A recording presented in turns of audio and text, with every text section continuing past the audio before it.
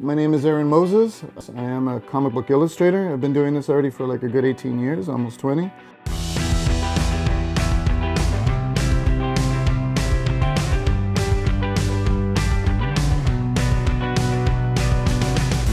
I've already self-published 2 comic books under the title The Opossum, which is a very personal theme. It's got to do a lot with my adventures into my own life as a fictional superhero. I've also helped out with 2 children's books, and I continue illustrating for other publications, and at the moment I'm doing storyboards for an independent horror film called The Forest of Toys.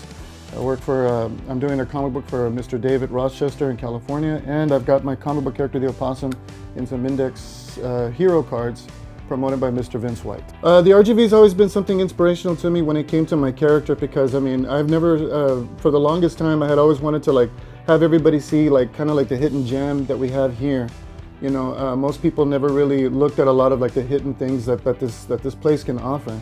So I've always wanted to give some kind of like notion that it could be a very creative place. It could be a very open, wide place, a mysterious place in many forms. As a storyteller, you know, I wanted to bring the Rio Grande Valley, especially my hometown of Bronzeville, into some new light of creativity. And I think I do that very well with the story that I got going on with the Opossum, and I continue trying to like explore new avenues to try to make it more of a fictitious, also real kind of a mysterious place. You know, I give it the feel of noir with a splash of Mexican, you know, heritage and feels. The one advice I give anybody else that wants to venture off into anything fictitious at storytelling is, you know, I would say just do your research, try to hone in on your skills, try to get, you know, as best as you can, as good as you can, so that way when you want to present your story, especially when you want to represent, you know, the RGV and the Valley, you know, you could also present it in a very positive light. You know, you could also give, you know, a shout out like what I have done in the past with my stories.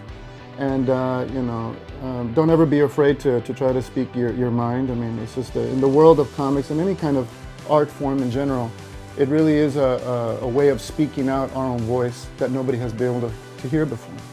So that's what I've always, you know, felt very passionate about the arts. And what I think we could all, you know, contribute to it is that it could be a vehicle for our emotions and how we perceive the world around us, you know. You know, due to the pandemic, I mean, we've all been able to, you know, we haven't been able to try to go off and promote our works like we used to.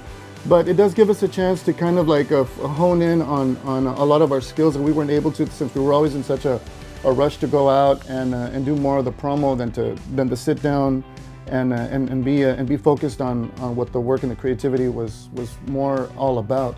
So we have time now to kind of, you know, sharpen our skills, so to speak, you know, in our storytelling, in our writing, in our inking, in our painting, you know. So I would say, you know, that this is a great time to take advantage of those things.